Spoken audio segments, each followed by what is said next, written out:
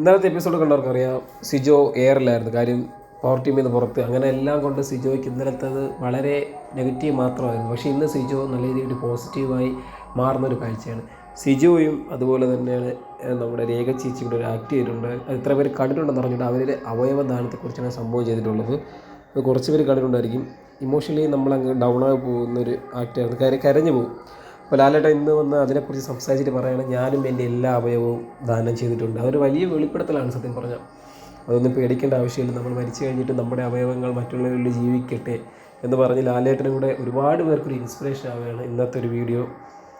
ഇത് എന്താ പറയുക, ഒരുപാട് പേർക്ക് അത് അപ്പം തന്നെ ബിഗ് ബോസ് ഹൗസിലുള്ള ഒരുപാട് പേര് പറയുകയാണ്, ഞങ്ങളും ചെയ്യാൻ വേണ്ടി ഇരിക്കുകയാണ്, ഈ ആക്ട് കണ്ടിട്ടല്ല അല്ലാതെ തന്നെ ഞങ്ങൾ മുമ്പേ ചെയ്യണമെന്ന് വിചാരിച്ചിരിക്കുകയാണ് എന്നിങ്ങനെ പറയുകയാണ്. ഇതൊരു സോഷ്യൽ മീഡിയയിൽ വലിയൊരു മെസ്സേജാണ് കൊടുക്കുന്നത്.